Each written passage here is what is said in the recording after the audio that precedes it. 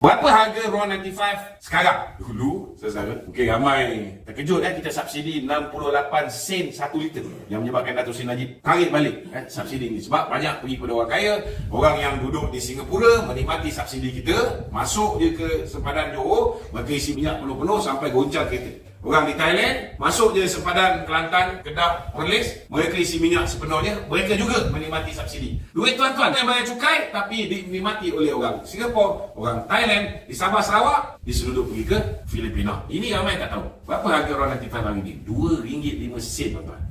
RM2.05 ni saya nak beritahu, nombor 2 terendah di Asia. Siapa nombor 1 terendah di Asia? Brunei. Kalau nak lawan Brunei memang tak boleh lah. Negara dia berapa orangnya. Dan dia absolute monarki. Kita mengamalkan sistem demokrasi. Kita buat pembangunan dan sebagainya. Memanglah Brunei juga membuat pembangunan. Tapi jauh beza lah berbanding dengan komitmen yang diperlukan untuk di Semenanjung dan juga Sabah Sarawak yang besar ni.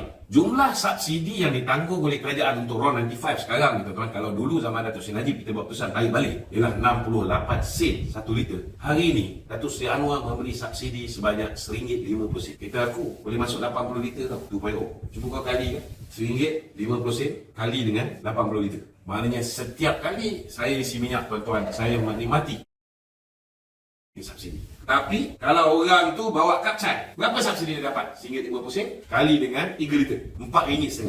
Kalau Myvi ke Kancil kata berapa liter? 21 liter kali 20 lah, berapa? RM30 je subsidi. The B40 dapat RM4.5 naik motor. Kalau ada kereta yang mungkin dia orang pakai hujung minggu bawa anak jalan dan sebagainya, kalau kecemasan, kalau nak bawa anak ke hospital baru dia orang pakai, dia orang dapat RM30 setiap kali isi minyak tanki penuh. So ini realiti beban yang terpaksa kerajaan tanggung. Habis yang datang bawa Jaguar, lagi besar kereta dia, lagi banyaklah kerajaan kena subsidi. This should be stopped. Ini belum lagi cerita diesel tuan-tuan. Ramai tak perasan, orang ingat diesel ni lagi murah. Sebenarnya diesel lagi mahal. Diesel hari ni dijual dengan harga RM2.15 saja. Tetapi berapa harga diesel yang sebenar? RM3.87.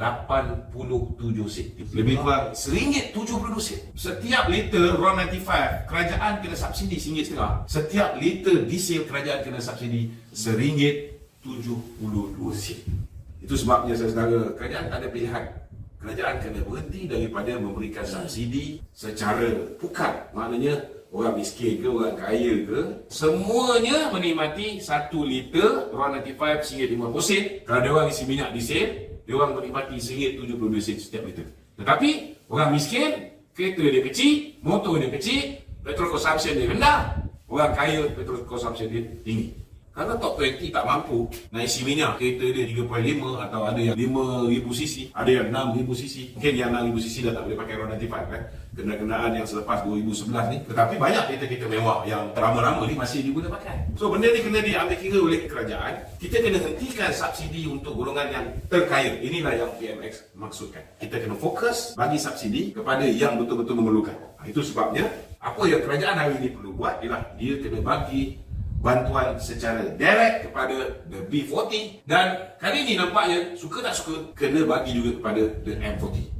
Kerana M40 pun gaji RM5,000, RM6,000, RM7,000. It's not enough kalau duduk dekat Kuala Lumpur. Okay, ada beberapa benda-benda lain yang saya rasa kita kena maklumkan juga. Ada juga kata orang tu, bantuan-bantuan yang kita berikan yang orang tak perasan itu sebenarnya ada subsidi yang menyebabkan. Kalau ikut tadi baru 60.6 bilion RON95 diesel, LPG dan juga elektrik. Tapi ada juga subsidi-subsidi macam beras, minyak masak, gula. Ini yang pergi sampai ke 80 bilion ringgit. Sama juga beras kita pun antara termurah, dan ini juga yang diseluduk pergi ke Thailand, pergi ke Sabah Sarawak, masuk pergi ke Filipina, geng-geng Singapura pun sama. Minyak masak kita pun kerana murah sangat pun diseluduk juga. Jadi kita kena pindahkan daripada subsidi ni diberikan secara pukal kepada semua orang dapat sama, termasuk yang betul-betul kaya dan juga yang bukan warga negara Malaysia. Kita kena fokus betul-betul jaga rakyat kita yang betul-betul memerlukan.